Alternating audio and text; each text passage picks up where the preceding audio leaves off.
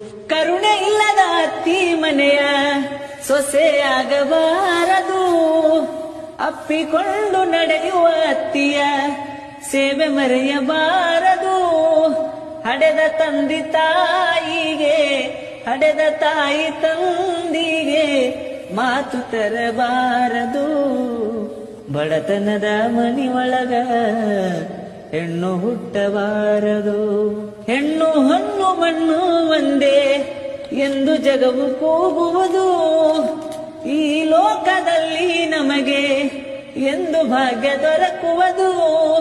ಸಾಕು ಈ ಲೋಕದ ಸಂಗ, ಸಾಕು ಈ ಲೋಕದ ಸಂಗ, ಮರಳಿ ಹುಟ್ಟಬಾರದು.